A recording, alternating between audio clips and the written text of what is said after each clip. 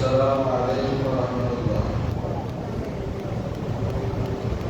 الحمد لله نحمده ونستعينه ونستغفره ونعوذ بالله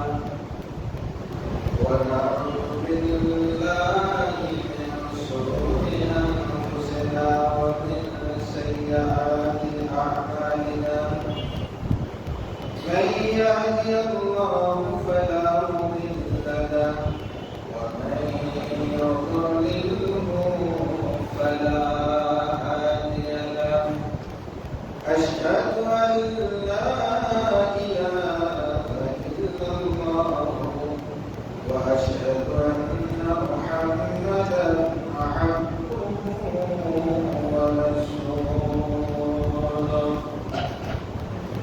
أما بعد فأعوذ بالله من الشيطان الرجيم. بسم الله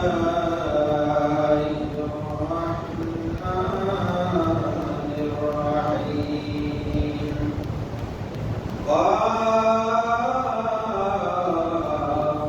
والقرآن المجيد بل عجبوا أن جاءهم منذر منهم فقال الكافرون هذا شيء عظيم. أإذا متنا وكنا ترابا ذلك رجع بعيد.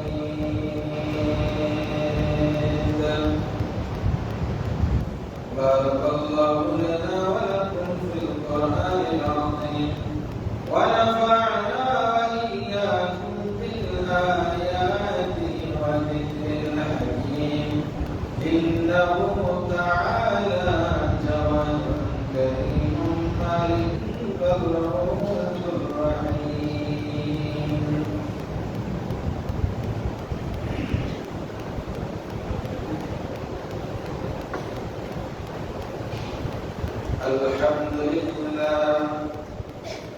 الحمد لله الذي أنار قلوب عباده المتقين بنور كتابه المبين وجعل القرآن شفاء لما في الصدور هدى ورحمة للمؤمنين. والصلاة والسلام على أشرف الأنبياء والمرسلين نبينا محمد وآله وصحابه أجمعين. وبعد فأعوذ بالله من الشيطان الرجيم. بسم الله الرحمن الرحيم.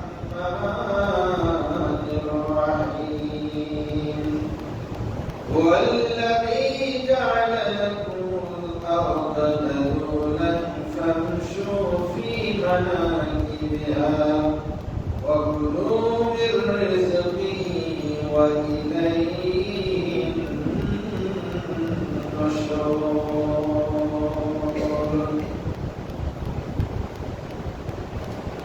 কেমন প্রশংসা মহান আল্লাহ সুবহানাহু ওয়া তাআলার।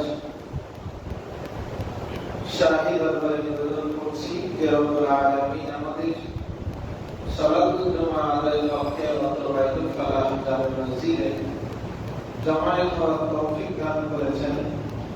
সকলে সেই মহান মাবুদের শুকরিয়া আদায় করি। সকলে পড়ি আলহামদুলিল্লাহ।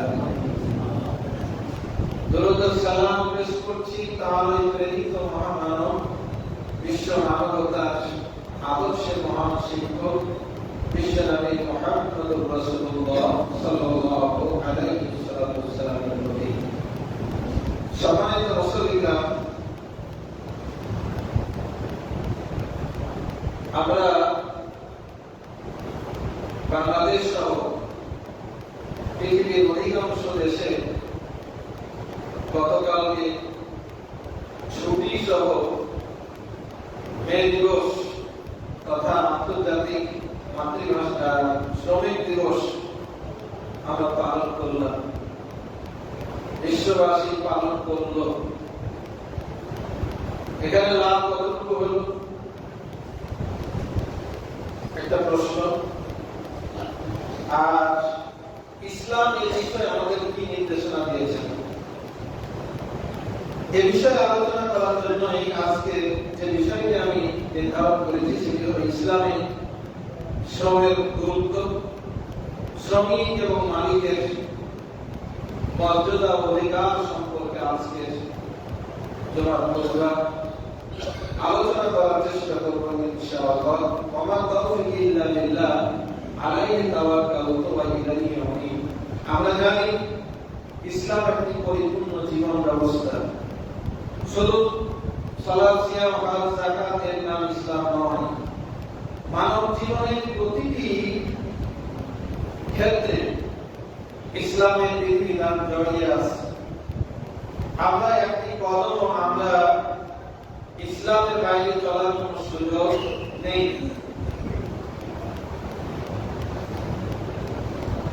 যতগুলো ফরজ ইবাদত আছে তার মধ্যে অন্যতম একটি ফরজ ইবাদত হলো হালাল পথে রুজি উপার্জন করা, জীবিকা অন্বেষণ করা। এটি হলো অন্যতম একটি ফরজ ইবাদত। কিন্তু আমরা এমন শর্টকাট পদ্ধতি বেছে নিয়েছি, আমরা অনেকেই শ্রম দিতে চাই না।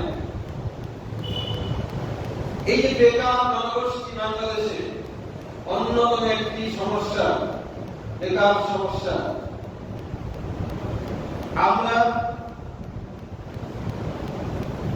লেখাপড়া শেষ করে আমাদের সন্তানেরা বেকার অবস্থায় বাড়িতে ঘুরে, শুধু চাকরি করবে এই জন্য।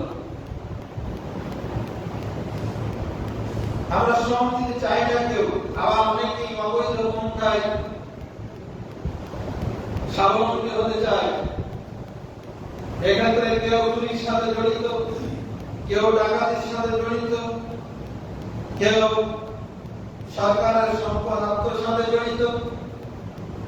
আর সবচেয়ে লাভজনক ব্যবসা, লাভজনক উপার্জন বাংলাদেশের প্রেক্ষাপটে রাজনীতি করা। মানে রাজনীতি দলের কোন একটা কর্মী হতে পারলেই, অনেক দায়িত্বশীল হতে পারলেই, এলাকার দায়িত্বশীল হতে পারলেই বসে বসে ইনকাম। দায়িত্বশীলের কি এমন কাজ আছে? একটা ওয়ার্ডের মেম্বার, একটা ওয়ার্ডের সভাপতি, একটা ওয়ার্ডের দায়িত্বশীল, একটা রাজনৈতিক দলের যারা চেয়ারম্যান মেম্বার হন, সরকার কর্তৃক নির্ধারিত কিছু ভাতা আছে। কিন্তু যে লোকটা কোনো দায়িত্ব নেই, শুধুমাত্র দলের পদে আছে, ওই লোকটি কি করে এত তাড়াতাড়ি রাজনীতি বড় লোক হয়ে যায়? তার মানে অবৈধ প্রভাব বিস্তার করে সরকারি অর্থ আত্মসাৎ করে স্বাবলম্বী হওয়াটাই আমাদের মুখ্য উদ্দেশ্য হয়ে গেছে। আমরা কাজ করে খেতে জানি না, আমরা এটাই আমরা বেছে নিয়েছি। অথচ ইসলামী কাজ করার বৈধ পন্থায় অতীব গুরুত্বের সাথে তাকিদ দিয়েছেন। কাজের ব্যাপারে যেমন আমাদের অনীহা, ঠিক তেমনি ইসলামের যে শ্রমিক এবং মালিকদের দুইটা পক্ষ আছে, একজন আরেকজনের যে অধিকার আছে, সম্পর্কে গাফেল বিধায় আমরা এই মানব সৃষ্ট কিছু পদ্ধতির দিকে ছুটে চলেছি। তন্মধ্যে অন্যতম হলো মে দিবস। 1886 সনের 1 মে আমেরিকার শিকাগো শহরে দৈনিক 8 ঘন্টা কাজের দাবিতে শ্রমিকেরা আন্দোলন করে। এই আন্দোলনে পুলিশের গুলিতে কিছু মানুষ শ্রমিক হতাহত হয়, নিহত হয়। এই ঘটনাকে স্মরণ করে দাবি আদায়ের একটা লক্ষ্য বানিয়ে বিভিন্ন পর্যায় পরিক্রমা শেষে 1904 সন থেকে এই দিবসটি পালন শুরু হয়। বাংলাদেশের মুসলমানরাও, বাংলাদেশের মানুষেরাও এই দিনটিকে যথাযথ মর্যাদা দিয়ে পালন করি। সরকারি ছুটি রাখা হয়, বিভিন্ন আলোচনা সেমিনার হয়, মিছিল মিটিং হয়, সমাবেশ হয়, র্যালি হয়, বিভিন্ন ক্রয়পত্র প্রকাশ পায়। কিন্তু এই 100 বা 100 বৎসরের ইতিহাসে শ্রমিকের কি অধিকার প্রতিষ্ঠা করতে পেরেছি আমরা? মালিক শ্রমিকের যে অগাধ বৈষম্য, এটা কি দূর করতে পেরেছি? পারি নাই। বরং দেখা যায় প্রতি বছর ঈদ আসলেই আমাদের গার্মেন্টস শ্রমিকেরা রাস্তা অবরোধ করে বেতনের জন্য আন্দোলন করা লাগে। শ্রমিক অসন্তোষ ঘটে, কিন্তু একটি বারের জন্য আমাদের মাথায় আসে না এই সমস্ত একটা দিন পালন করে, ইসলামে একটা দিন পালন করে শ্রমিকের অধিকার প্রতিষ্ঠা করা সম্ভব নয়। শ্রমিকের অধিকার প্রতিষ্ঠা করতে হলে অবশ্যই অবশ্যই আপনাকে আমাকে ইসলামে ফিরে যেতে হবে। একমাত্র ইসলাম আপনাকে আমাকে যে নির্দেশনা দিয়েছে, এই নির্দেশনা যদি মালিক পালন করে, এই নির্দেশনা যদি শ্রমিক পালন করে, মালিক শ্রমিকের যে মধ্যকার যে বৈষম্য, যে ব্যবধান, যে অসন্তোষ, এটা নিমিষে দূর হবে ইনশাআল্লাহ। আল্লাহ সুবহানাহু ওয়া তাআলা আমাদের মধ্যে এই ইসলামী চেতনা জাগ্রত করে মালিক শ্রমিকের মধ্যকার যে সম্পর্ক, আল্লাহ তাআলা পুনর্বহাল করার তৌফিক দান করুন, আল্লাহুম্মা আমিন। সম্মানিত উপস্থিতি, আসমান এবং জমিন যেদিন থেকে সৃষ্টি হয়েছে, সেদিন থেকে দিন রাতেরও সৃষ্টি হয়েছে। এই দিন রাতকে যদি আমরা ভাগ করি, তাহলে আমরা দিন রাত মিলে আমরা কি বলি? 24 ঘন্টায় একদিন বলে থাকি। এই যে 24টি ঘন্টা, এটাকে যদি ভাগ করা হয় তাহলে 8 ঘন্টা পাওয়া যায়। 3 × 8 = 24। আমেরিকার সেই আন্দোলনে তাদের দাবি ছিল 8 ঘন্টা পরিশ্রম করবে। প্রত্যেকটি মুসলমানের, প্রত্যেকটা ইমানদারের সাথে 3টা মৌলিক অধিকার জড়িত। এই 3টা অধিকার যদি আমরা বাস্তবায়ন করি, তাহলে আর কোনো জায়গায় কোনো ধরনের গ্যাপ থাকবে না। সব জায়গায় সব অসন্তোষ দূর হয়ে যাবে ইনশাআল্লাহ। কি 3টা অধিকার? 1 নম্বর হলো হাক্কুল্লাহ, আল্লাহর হক। 2 হাক্কুন নাফস, ব্যক্তি নিজের হক।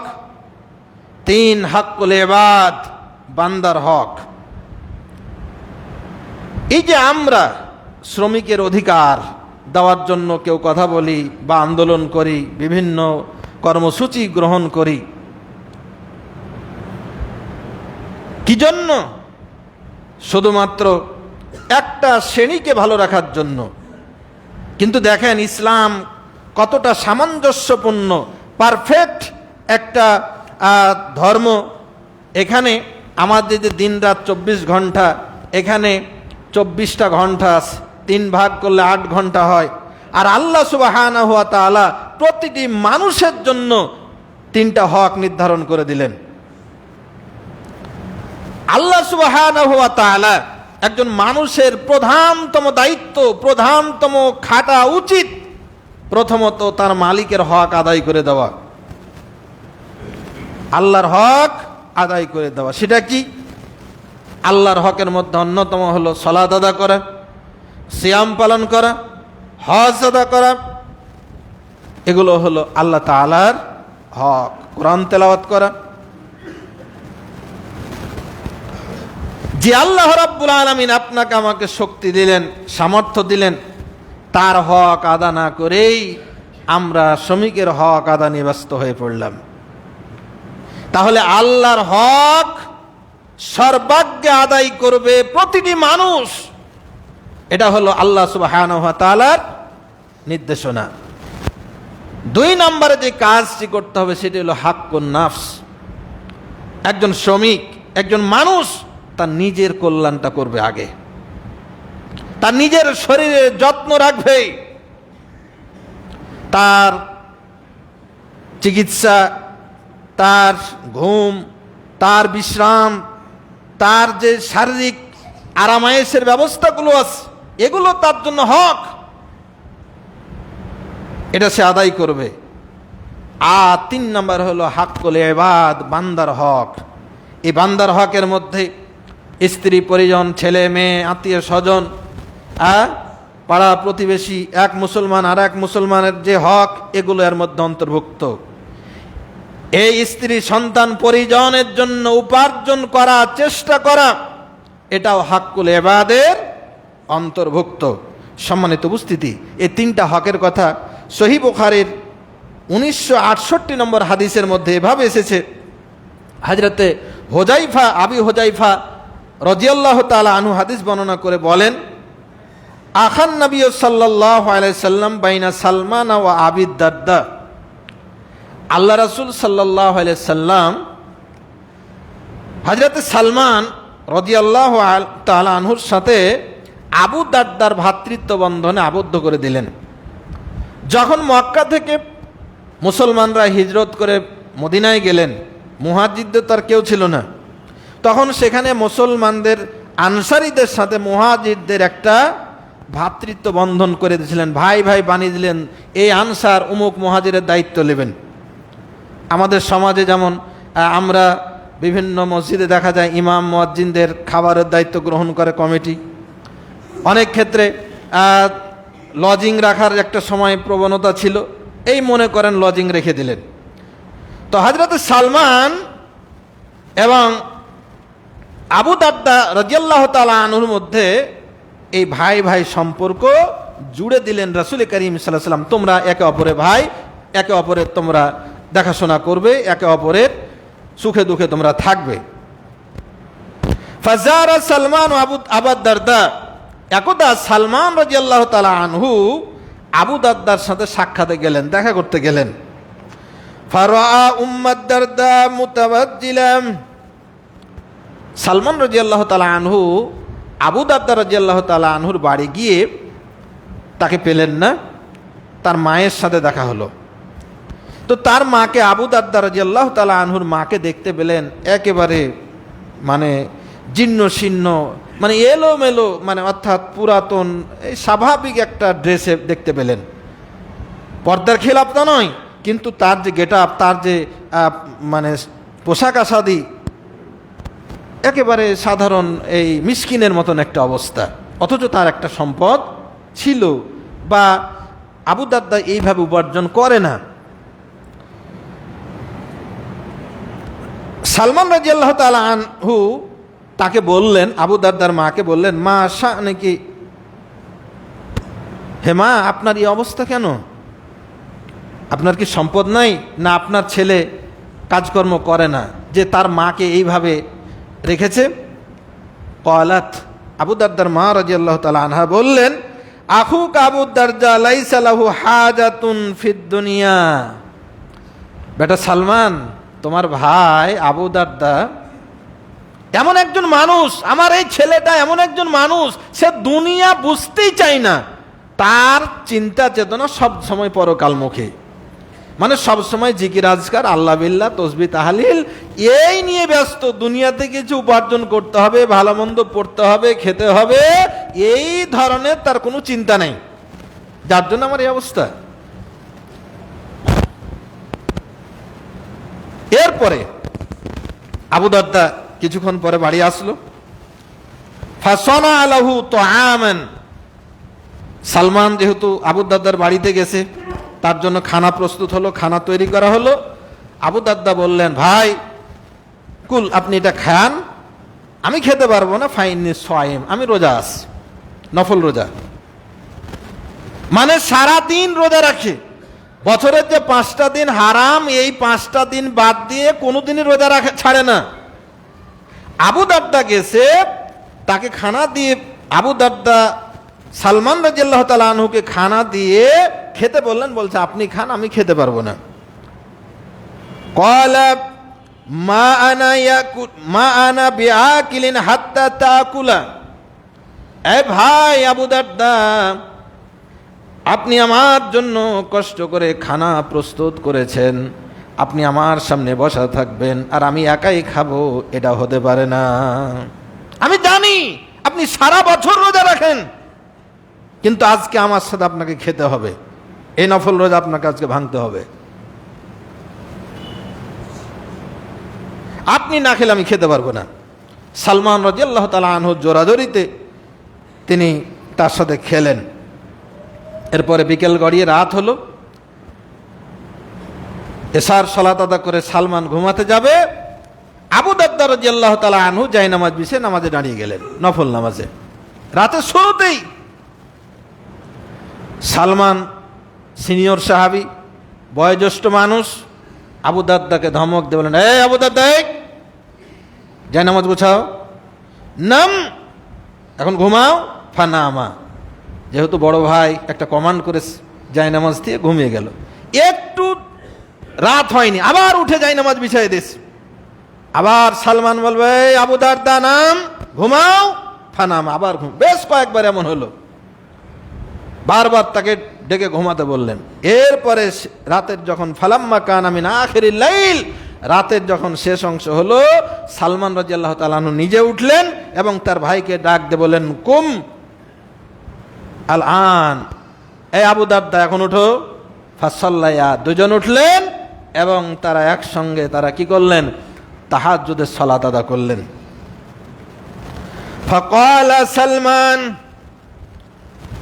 সালমান রাদিয়াল্লাহু তাআলা আনহু তাহাজ্জুদের সালাত আদা করে ভাই আবু দারদাকে ডাক দিয়ে বললেন, এ আবু দারদা, ইন্না লিরাব্বিকা আলাইকা হাক্কাক, তোমার যে রব তোমাকে সৃষ্টি করেছেন, এই রবের কিছু হক আছে, এটা তুমি হক আদায় করবা।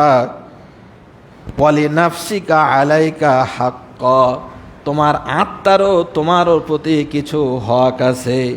তুমি সারাদিন রোজা থেকে দুর্বল হয়ে যাবা, সারাদিন ঘুম না পেড়ে সালাত আদা করবা, তোমার নিজের উপরে তোমার চোখের যে একটা হক আছে, বিশ্রামের যে একটা হক আছে, এই হক তুমি নষ্ট করতে পারো না। ওয়ালি আহলিকা আলাইকা হাক্ক, আবার তোমার পরিবার পরিজনের প্রতি তোমার হক আছে। ফাতিকুল্লাযী হাক্কিন হাক্ক, তুমি প্রত্যেকের হক আদা করবা, আল্লাহর হক আদায় করবা, নিজের হক আদায় করবা, পরিবার পরিজনের হক আদায় করবা। কিন্তু বড় ভাই সালমান তাকে কমান্ড করে তার যে দৈনন্দিন যে তার ইবাদতের যে রুটিন, এটা আজকে ব্যাঘাত ঘটে গেল।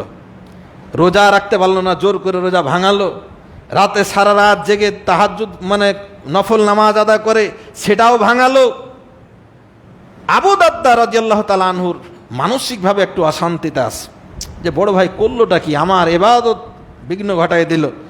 সকালবেলা আল্লাহ রাসূল সাল্লাল্লাহু আলাইহি ওয়াসাল্লামের কাছে আসলেন, আসার পরে যাকারা যালিকা লাহু, এই ঘটনা বর্ণনা করলেন। ফাকালান নবী সাল্লাল্লাহু আলাইহি ওয়াসাল্লাম, সাদাকা সালমান, এ আবু দারদা, সালমান তোমার ভাই সালমান একেবারে সত্য বলেছে, এটাই হলো ইসলামের রীতিনীতি। তুমি যে কোনো একটার পিছনে ছুটবা, এটা ইসলাম চাই না। তুমি সারাদিন কাজ করবা, নামাজ পড়বা না, এটাও ইসলাম চাই না। সারা রাত কাজ করবা, এটাও ইসলাম চাই না। তুমি সারা রাত ইবাদত করবা, এটাও চাই না। কিছু কাজ করো, কিছু ইবাদত করো, কিছু ঘুমাও, কিছু বিশ্রাম নাও, সব মিলে ইসলাম। সম্মানিত উপস্থিতি, ইসলাম বসে থাকার কোনো সুযোগ দেননি। বেকার বসে থাকবেন না। আল্লাহ রাব্বুল আলামিন নির্দেশ জারি করছেন, ফাইদা কুদিয়াতিস সালাতু ফান্তাশিরু ফিল আরজি ওয়াবতাগু মিন ফাদলিল্লাহ। আল্লাহর হক আদায় করার জন্য মসজিদে আস। আযান হয়ে গেলে মসজিদে আসো, ফাইজা কুদিয়াতিস সালাহ, যখন সালাত আদা হয়ে যাবে, ফান্তাশিরু ফিল আরদি ওয়াবতাগু মিন ফাদলিল্লাহ। সূরা জুমার 10 নম্বর আয়াত আল্লাহ রাব্বুল আলামিন বলছেন, যখন সালাত আদা হয়ে গেল তুমি মসজিদে বসে বসে মসজিদে পড়ে থাকবে, তাসবিহ তাহলিল শুরু করবে না। তোমার কাজ শুধু এখন মসজিদে মাসনুন জিকির আজকারগুলো সেরে দ্রুত তুমি জমিনে ছড়িয়ে পড়ো এবং আল্লাহর দেওয়া জীবিকা অন্বেষণ করো, অর্থাৎ কাজ করে উপার্জন করো। তো সম্মানিত উপস্থিতি, এই কাজ করার নির্দেশ আমরা মুসলমানরা উপেক্ষা করে চলেছি। কেউ বেকার থাকি, কেউ অবৈধ পন্থায় সহজে উপার্জন করার চেষ্টা করি, এটা ইসলাম অনুমোদন করে না। আল্লাহ সুবহানাহু ওয়া তাআলা সূরা মুলকের 15 নম্বর আয়াতে আরো বলছেন, হুয়াল্লাযী জাআলা লাকুমুল আরদা যালুলান ফামশু ফি মানাকিবিহা ওয়া কুলু মির রিজকিহি ওয়া ইলাইহিন নুশুর। হুয়াল্লাযী, তিনি সেই মহান সত্তা যিনি তোমাদের জন্য জমিনটাকে তোমাদের অনুগত করে দিয়েছেন। তোমরা যেই ফসল ফলাও সেখান থেকে আল্লাহ সেই ফসলই তোমাকে দান করেন। ফামশু ফি মানাকিবিহা, জমিনের পথে ঘাটে প্রান্তরে তোমরা ছুটে বেড়াও, ভ্রমণ করো। ওয়া কুলু মির রিজকিহি, এবং এখান থেকে আল্লাহর দেওয়া রিজিক খাও। একটা কথা মনে রাখবা, ওয়া ইলাইহিন নুশুর, হারাম পথে উপার্জন করো না, কারণ আল্লাহর কাছে তোমাকে ফিরে যেতে হবে। এই যে আমরা পরিশ্রম করতে চাই না, শ্রম দিতে চাই না, খাটতে চাই না, ছোট ব্যবসা করতে চাই না, রাজনীতি নামক কুখ্যাত সেই অবৈধ ব্যবসায় আমরা অনেকেই ব্যস্ত হয়েছি। আপনি এমন কেন? এ যুবক, তুমি এমন কেন? তোমার তো সৃষ্টি তত্ত্বে এ ধরনের কোনো নিয়ম নাই। আল্লাহ প্রত্যেকটি মানুষকে একজন পরিশ্রমী করেই আল্লাহ সৃষ্টি করেছেন। কেমন? আপনি আমি যখন মাতৃগর্ভে আসলাম, মাতৃগর্ভে যখন একজন মানুষের জন্ম হয়, পিতার শুক্রাণু যখন মায়ের রেহেমে প্রবেশ করে, তার ডিম্বাণুতে ডিম্বাশয়ে যখন একত্রিত হতে যায়, মিলিত হতে যায়, বিজ্ঞান প্রমাণ করছে 1 ফোঁটা বীর্যের মধ্যে ন্যূনতম 25 কোটি শুক্রাণু থাকে। অর্থাৎ 25 কোটি মানুষের জন্ম হবে 1 ফোঁটা বীর্য থেকে। সুবহানাল্লাহ বিহামদিহি সুবহান। এই 1 ফোঁটা বীর্য 25 কোটি মানবের প্রাণ থাকে, সেখানে মানুষ হতে পারে এমন উপাদান থাকে। এই শুক্রাণুগুলো একটা দৌড় প্রতিযোগিতা করে। শুক্রাণুর প্রতিযোগিতা শুরু হলো, কাজের প্রতিযোগিতা শুরু হলো, কে আগে মায়ের সেই জরায়ুতে, মায়ের সেই ডিম্বাণুর সঙ্গে আগে মিলিত হতে পারবে। এই প্রতিযোগিতায় চ্যাম্পিয়ন হয় একজন, অথবা যৌথভাবে 2 জন, ক্ষেত্রবিশেষে 3 জন, কখনো কখনো দেখা যায় 4টি বাচ্চাও হয়, কিন্তু সাধারণত একজন, মাঝে মধ্যে যমজ বাচ্চা হয়। তাহলে এই যে একজন, এটা তুমি প্রতিযোগিতা করেই, পরিশ্রম করেই তুমি মাতৃগর্ভে বেড়ে ওঠার মর্যাদা লাভ করে তুমি চ্যাম্পিয়ন হয়েছিলা। 25 কোটিকে হারিয়ে তুমি বিজয়ী হয়ে দুনিয়াতে এসেছো। মায়ের গর্ভে বড় হয়ে তুমি আবার মাতৃগর্ভ থেকে ফিরে আসার, বের হয়ে আসার জন্য ছটপট করেছো, ব্যস্ত হয়েছো, হাত পা ছুঁড়েছো, মায়ের বুকে লাথি মেরে তুমি দুনিয়াতে বের হওয়ার চেষ্টা করেছো। সুম্মা সাবিলা ইয়াসসারা, মায়ের সেই সংকীর্ণ বের হওয়ার পথকে তোমার প্রচেষ্টা, তোমার আঘাতের ফলে আল্লাহ মায়ের পথটাকে কি করেছেন? এই বন্ধ দুয়ারকে আল্লাহ তাআলা উন্মুক্ত করেছেন, তোমাকে জমিনে আসার, বের হয়ে আসার আল্লাহ সুযোগ করে দিয়েছেন। সুবহানাল্লাহ। এটা তো তুমি মায়ের পেটে পরিশ্রম করেছো ভাই। আর মায়ের পেট থেকে আসার পরে দুনিয়াতে তুমি বড় হয়ে তুমি অলস হয়ে গেলে কেন? তোমাকে মনে রাখতে হবে, তুমি 25 কোটি শুক্রাণুর বিরুদ্ধে বিজয়ী হয় একজন সফল বীর। তুমি তো চুরি করার পার্টি নও, তুমি তো কাজ করে সবার আগে মেধার পরিচয় দিয়ে তুমি শীর্ষে উঠবে। তুমি তো সেই বীর, তোমার যেই 2.5 কেজি ওজনের দেহ, মায়ের যে প্রবেশ পথ, বের হওয়ার পথ, এটা তো একটা মানব দেহ বের হওয়ার মতন জায়গা নয়। অথচ তোমার পরিশ্রমের ফলে এই বদ্ধ দুয়ারটাকে আল্লাহ সুবহানাহু ওয়া তাআলা খুলে দিয়েছেন তোমার পরিশ্রমের জন্য। তুমি আজকে কাজ দেখে ভয় পাও কেন? সম্মানিত উপস্থিতি, আল্লাহ সুবহানাহু ওয়া তাআলা মানুষকে এই মাতৃগর্ভের শ্রমের একটা শিক্ষা দিয়েছেন।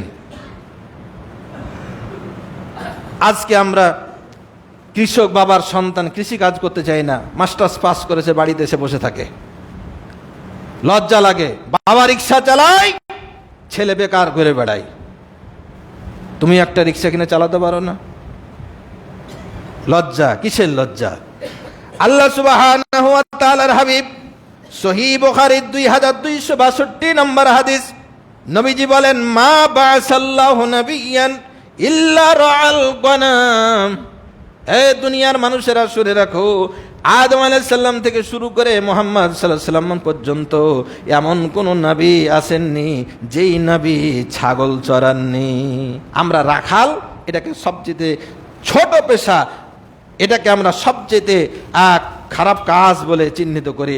অথচ আল্লাহ সুবহানাহু ওয়া তাআলা তার প্রত্যেকটি নবী আলাইহিস সালামকে দিয়ে প্রথমত ছাগল চরিয়ে নিয়েছেন।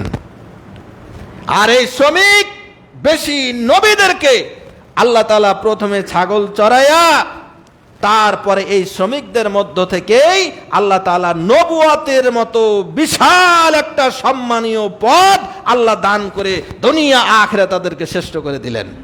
ও যুবক, বেকার না থেকে তুমি পুঁজি বেশি আছে, বেশি পুঁজি নিয়ে ব্যবসা করো, কম আছে কম পুঁজি ব্যবসা করো, তোমার মেধা আছে চাকরির জন্য আবেদন করো, অবৈধভাবে ঘুষ দিয়ে চাকরি নেওয়ার প্রবণতা ছেড়ে দাও। ও নেতা, তোমার সুযোগ আছে, তুমি তোমার যোগ্যতা দিয়ে প্রমোশন নাও, উপার্জন করো। এই গরিব মানুষদের টাকা পকেটে ভরে তোমার সম্পদ বাড়ানোর দরকার নাই। বাড়াবা, ক্ষমতা উল্টে গেলে তোমাকে জেলখানায় যেতে হবে, কোনো উপায় নাই। সম্মানিত উপস্থিতি, কাজ করে খাওয়ার কারণে আল্লাহ তাআলা নবুয়তি পদ দিলেন। যুবকরা, তোমরা যদি বৈধ পন্থায় কাজ করো, আল্লাহ তোমাকে এর মাধ্যম দিয়ে এমন বরকত দান করবেন, এমন সফলতা দান করবেন, দুনিয়া আখিরাতে তুমি সফল হয়ে যাবে ইনশাআল্লাহ। ফাকালা সাহাবুহু, বিশ্বনবীর সাহাবীরা নবীজিকে বললেন, ওয়া আনতা ইয়া রাসূলুল্লাহ, সব নবী শ্রমিক ছিলেন, ইয়া রাসূলুল্লাহ আপনিও কি শ্রমিক ছিলেন? ক্বালা নাম, হ্যাঁ আমিও রাখাল ছিলাম। কুনতু আরাহা আলা করারিতা লি আহলি মক্কা। রে আমার সাহাবীরা শোনো, ছোটবেলায় আমি এতিম ছিলাম, মক্কার সেই বড় বড় লোকদের আমি ছাগল চড়িয়েছি। কারারিতা কয়েকটা কিরাতের বিনিময়ে, কয়েকটা মুদ্রার বিনিময়ে আমি ছাগল চড়াইছি। একটু বড় হয়ে খাদিজা রাদিয়াল্লাহু তাআলা আনহার ব্যবসার লেবার ছিলেন, কর্মচারী ছিলেন।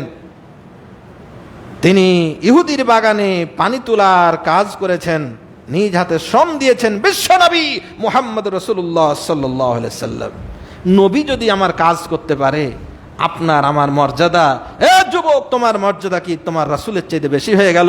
তোমার বাবার কৃষি কাজে তুমি হেল্প করতে পারো না? তোমার বাবার রিক্সা চালায় তুমি সাহায্য করতে পারো না? জাতির বোঝা হয়ে বসে আস। আদম আলাইহিস সালাম তিনি কৃষক ছিলেন, আমাদের আদি পিতা আদম আলাইহিস সালামের পেশা ছিল কৃষি কাজ। প্রথম রাসূল নূহ আলাইহিস সালাম, নূহ আলাইহিস সালামের পেশা ছিল নাজ্জার, তিনি ছিলেন কাঠমিস্ত্রি। সাইয়েদনা ইদ্রিস আলাইহিস সালামের পেশা ছিল খাইয়াত, তিনি ছিলেন দর্জি। মূসা আলাইহিস সালাম 10 বছর তিনি ছাগল চড়িয়েছেন, তিনি রাখাল ছিলেন। দাউদ আলাইহিস সালাম ছিলেন কর্মকার, কামার। আমরা কামারের পেশা মনে করি এটা হলো অমুসলিমদের কাজ, যারা কামারের হাতুড়ের হাঁসা ই করে, দাও হাঁসা বটি করে, আমরা মনে করি হিন্দুদের কাজ। না, এটা নবীদের কাজ। আপনার সম্ভব হলে আপনি ওই পেশায় যুক্ত হতে পারেন, এখানে লজ্জার কিছু নাই। আপনি কামারের কাজ করলে, হাফড়ের কাজ করলে আপনার মর্যাদা কমে যাবে, এটা ভাবার কোনো সুযোগ নাই। এটা নবী দাউদ আলাইহিস সালামের সুন্নাহ। নবী সুলাইমান তিনি রাজনীতিবিদ ছিলেন, তাম পৃথিবী তিনি শাসন করেছেন। ইব্রাহিম আলাইহিস সালাম আমাদের জাতির পিতা, তিনি রাজমিস্ত্রি ছিলেন বান্না, তিনি সফল রাজমিস্ত্রি ছিলেন, তিনি যেন তেন রাজমিস্ত্রি নন। আমাদের প্রাণের কেবলা কাবা শরীফ, তিনি রাজমিস্ত্রি হয়ে তার ছেলে ইসমাইল আলাইহিস সালাম লেবার, বাবা রাজমিস্ত্রি, কাবা শরীফকে তিনি নিজ হাতে বাবা ছেলে মিলে বানিয়ে ফেলেছেন। সুবহানাল্লাহ। রাজমিস্ত্রি কাজ খাটো নয়, লেবারি কাজ খাটো নয়। যুবক বেকার বসে না থেকে তুমি রাজমিস্ত্রি করো, প্রয়োজনে হেল্পার হও রাজমিস্ত্রির। ইসমাইল আলাইহিস সালাম, ইব্রাহিম আলাইহিস সালাম বাবা পুত্রের কি হয়ে যাবে? সুন্নাত আদায় হয়ে যাবে। এরপরে আমরা অনেকেই ইমাম আবু হানিফার অনুসারী। ইমাম আবু হানিফা রহিমাহুল্লাহ তিনি কি ছিলেন? প্রখ্যাত কাপড় ব্যবসায়ী ছিলেন। ইমাম শাফি রহিমাহুল্লাহ তিনি আইনবিদ ছিলেন, ইসলামী আইন প্রণয়ন করতেন এবং তিনি গভর্নরের দায়িত্ব পালন করেছেন। যারা মনে করেন হুজুররা কেনে রাজনীতিতে আসবে, হুজুররা শুধু ইমামতি করবে, না, হুজুরদের অন্যতম পেশা উচিত বিশ্বনবী মুহাম্মদ সাল্লাল্লাহু আলাইহি সাল্লামের মতো মসনদ পরিচালনা করা, সুলাইমান দাউদ আলাইহিস সালামের মতন রাজ্য পরিচালনা করা। আমরা অনেক ইমাম শাফির পরিচয় বহন করি, শাফিদের মাযহাবের সাথে আহলে হাদিসদের একটা মিল পাওয়া যায়। আমরা অনেকটা দূরে থাকার চেষ্টা করি। না, ইমাম শাফি রাহিমাহুল্লাহ তিনি গভর্নর ছিলেন তার এলাকার রাজ্যের। সুতরাং এই দায়িত্ব আমাদের নিতে হবে। এই রাজনীতি পেশাতেও আসতে হবে। ভালো মানুষ যদি রাজনীতিতে না আসে তাহলে তো ওই মোচাড়ু মদঘররাই এই দেশটাকে চালাবে। সুতরাং ওই জগৎটাকে কুলুস মুক্ত করতে হলে এই ভালো মানুষদেরকেও রাজনীতিতে আসতে হবে এবং জনগণকেও তাদেরকেও নেতা বানাতে হবে। সাইয়েদনা ইমাম আবু ইউসুফ রাহিমাহুল্লাহ তিনি প্রধান বিচারপতি ছিলেন। সম্মানিত উপস্থিতি, বেশ কিছু ইমামের জীবনী পাওয়া যায়, তারা যে পেশায় যুক্ত ছিলেন ইমামের তার প্রকৃত নামটাই হারিয়ে গেছে। যেমন ইমাম বাজ্জার, প্রখ্যাত একজন ব্যক্তি ইমাম বাজ্জার। বাজ্জার মানে হলো কাপড় ব্যবসায়ী। তো ইমামের নামটাই জানে না, অনেকেই জানে না, নাম হয়ে গেছে ইমাম বাজ্জার, মানে কাপড় ব্যবসায়ী ইমাম নেতা। আবু বকর জাসসাস, তাফসিরে জাসসাসের লেখক। জাসসাস মানে হলো চুন ব্যবসায়ী, চুন, এই যে চুন, চুন ব্যবসায়ী, পান খাওয়া চুন নয়, এই যে চুন সুরকি যেটা, এই চুন ব্যবসায়ী ছিলেন।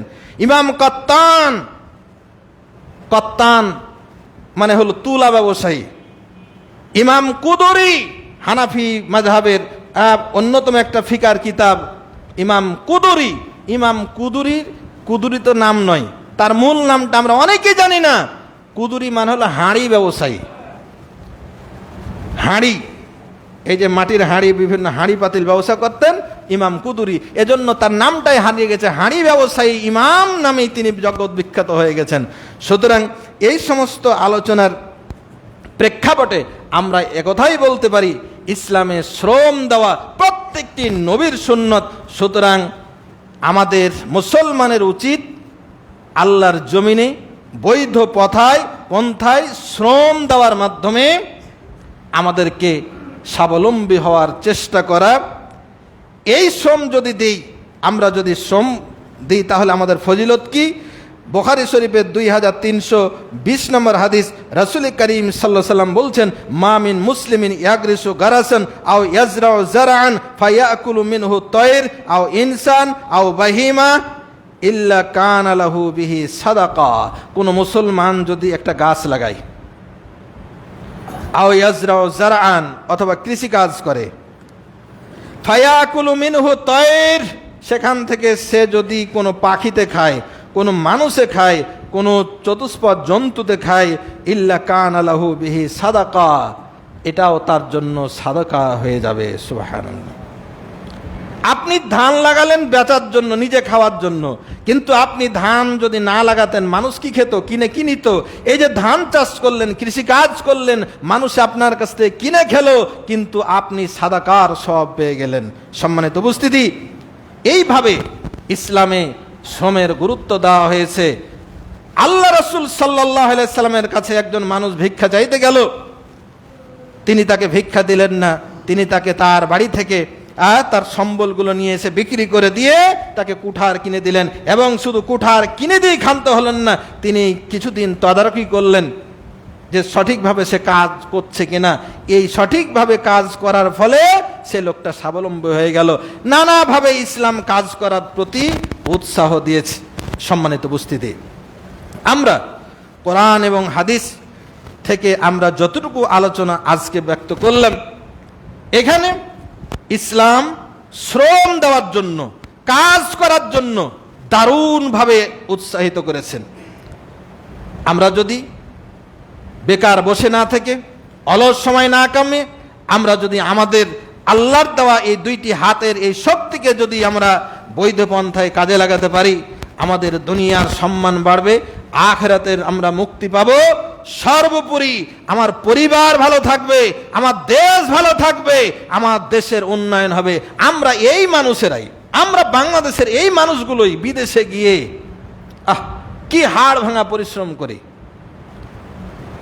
দিন রাত পরিশ্রম করি, অথচ ওই মানুষটাই যখন বাড়ি আসে তখন ও জমিদারের পোলা হয়ে গেল। 3 মাসের জন্য ছুটিতে আসে, মোটরসাইকেল কিনে মনে হচ্ছে কুমুর জমিদার, নিজে তো মনে হচ্ছে মানে জমিদারের পুত্র, মানে দেশে আর কাজ করতে চাই না।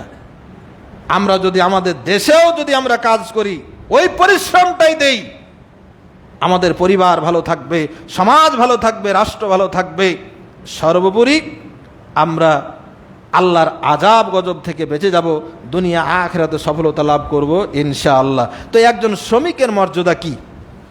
আজকে শুধু শ্রম বিষয়ের কথাগুলো বললাম। একজন শ্রমিকের কি অধিকার আর মালিকের কি অধিকার, এ বিষয়ে ইনশাআল্লাহ আগামী জুমায় আলোচনা পেশ করব ইনশাআল্লাহ। ওমা তৌফিক ইল্লা বিল্লাহ। আজকের যতটুকু আলোচনা রাখার চেষ্টা করলাম, আল্লাহ সুবহানাহু ওয়া তাআলা এই আলোচনাটুকু, আল্লাহ সুবহানাহু ওয়া তাআলা এই আলোচনাগুলো আমাদের আমলে নিয়ে পরিশ্রম করার তৌফিক দান করুন, আল্লাহুম্মা আমিন। আল্লাহ সুবহানাহু ওয়া তাআলা আমাদেরকে আল্লাহর হক আদায় করার তৌফিক দান করুন। আল্লাহ সুবহানাহু ওয়া তাআলা আমাদেরকে নিজের শরীরের যত্ন নেওয়ার তৌফিক দান করুন। আল্লাহ সুবহানাহু ওয়া তাআলা আমাদেরকে হক্কুল ইবাদ, বান্দার যত্ন, বান্দার হক আদায় করার তৌফিক দান করুন, আল্লাহুম্মা আমিন। এই সবগুলো হক আদায় করে আমাদের মধ্যে যে একটা ভারসাম্য আল্লাহ তাআলা দিয়েছেন, এই মানব সমাজের মধ্যে ধনী গরিবের ব্যবধান ভুলে গিয়ে আমরা ভাই ভাই হয়ে যেন চলতে পারি, আল্লাহ তাআলা সেই তৌফিক দান করুন, আল্লাহুম্মা আমিন। মালিক শ্রমিকের যে কি হক, ইনশাআল্লাহ আগামী জুমায় আমরা কথা বলবো ইনশাআল্লাহ। সেই কথাগুলো শোনার জন্য প্রত্যেকটি মুসলিমকে অনুরোধ করব আজানের আগে মসজিদে আসার জন্য। আমরা যখন খুতবা শুরু করছি তখন 4 থেকে 5 কাতার মুসল্লি পাচ্ছি, এরপরে পরেরা আসছেন, তারপরে পরে আসছেন। সম্মানিত ভাই ও মুসলিম ভাই, শুক্রবারের একটা দিন আমরা মসজিদে আসতে পারি না, অন্য তো বাদই দিলাম, আল্লাহর হকটা আদায় করুন। 8 ঘন্টা কাজের জন্য শ্রমিকরা আন্দোলন করছে, 8 ঘন্টা করবে, বেশি করবে না। আপনি 8 ঘন্টাই করেন, কিন্তু 8 ঘন্টা আমার আল্লাহর জন্য বরাদ্দ করেন। দেখেন তো 5 ওয়াক্ত নামাজে কি 8 ঘন্টা যায়? 8 ঘন্টা সমান হতে হবে তা নয়, কিন্তু আল্লাহর জন্য একটা হক। আপনি নিজের পরিবারকে ভালো রাখার জন্য আপনি 8 ঘন্টা কাজ করবেন, কিন্তু আমার আল্লাহর ভাগের সময়টা কোথায়? জুমার দিন একটু সময় বেশি করে লাগান। আল্লাহ সুবহানাহু ওয়া তাআলা আমাদের সকলকেই এই বিষয়গুলো অনুধাবন করার তৌফিক দান করুন, আমিন। খাস করে তাম বিশ্বের মুসলিমদেরকে আল্লাহ যেন হেফাজত করেন, আল্লাহুম্মা আমিন। বর্বর ইসরায়েল, ইহুদি, ফিলিস্তিনিদের প্রতি যে জুলুম করেছে, হত্যাযজ্ঞ চালাচ্ছে, আল্লাহ যেন সেই মুসলিমদেরকে হেফাজত করেন, আমিন। আমরা দেখেছি ভারতবর্ষেও মুসলমানদের প্রতি নির্দয় নির্বিচারে মানুষকে অত্যাচার করা হচ্ছে, মেরে ফেলা হচ্ছে। আল্লাহ এখানকার মুসলমানদেরকে যেন হেফাজত করেন, আল্লাহুম্মা আমিন। আমরা ফিলিস্তিনিদের পাশে দাঁড়াতে ব্যর্থ হয়েছি। আমরা খবরে পাচ্ছি ইসরায়েলকে আল্লাহ রাব্বুল আলামিন এই অগ্নিকাণ্ড দিয়ে তাদের ঘর বাড়িগুলো এখন পুড়ে যাচ্ছে আল্লাহ প্রদত্ত আগুন দিয়ে। আল্লাহ তাআলার কাছে ফরিয়াদ করছে, রব্বুল আলামিন এই জাতিকে হেদায়েত করো, এই ইহুদিদেরকে মুসলমান হওয়ার তৌফিক দাও। যদি তারা হেদায়েত না পায়, আল্লাহ তুমি তাদেরকে জ্বালিয়ে পুড়িয়ে ছারখার করে দাও। আল্লাহ আমাদের এই পাশের হিন্দু রাষ্ট্রগুলো মুসলমানদেরকে যেভাবে অত্যাচার করছে, আল্লাহ তুমি এদেরকেও হেদায়েত দাও, নতুবা এদেরকেও তোমার আযাব গজব দিয়ে ধ্বংস করে দাও। আল্লাহুম্মা লাহুম লা'নান শাদীদা, আল্লাহ তুমি তাদেরকে লানত দাও। সম্মানিত উপস্থিতি, আল্লাহ তাআলা যেন আমাদেরকে দুনিয়া আখিরাতে ভালো করে রাখেন এই দোয়া করি। রব্বানা আতিনা ফিদ দুনিয়া হাসানা ওয়া ফিল আখিরাতি হাসানাতাও ওয়া কিনা আযাবান নার। আল্লাহুম্মা ঈদিল ইসলাম ওয়াল মুসলিমিন, আল্লাহুম্মা আনসুরিল ইসলাম ওয়াল মুসলিমিন। রব্বানা হাব লানা মিন আজওয়াজিনা ওয়া যুররিয়াতিনা কুররাতা আয়ুনি ওয়াজআলনা লিল মুত্তাকিনা ইমামা। আল্লাহ একজন 500 টাকা দান করেছেন, দানকে তুমি কবুল করো। আল্লাহুম্মা আকসির মালাহু ওয়া ওয়ালাদাহু ওয়া বারিক লাহু ফীমা আতাইতা। রব্বানা তাকাব্বাল মিন্না ইন্নাকা আনতাস সামিউল আলিম ওয়া তুব আলাইনা ইন্নাকা আনতাত তাওয়াবুর রহিম। সুবহানা রাব্বিকা রাব্বিল ইজ্জাতি আম্মা ইয়াসিফুন ওয়া সালামুন আলাল মুরসালিন। আলহামদুলিল্লাহি রাব্বিল আলামিন।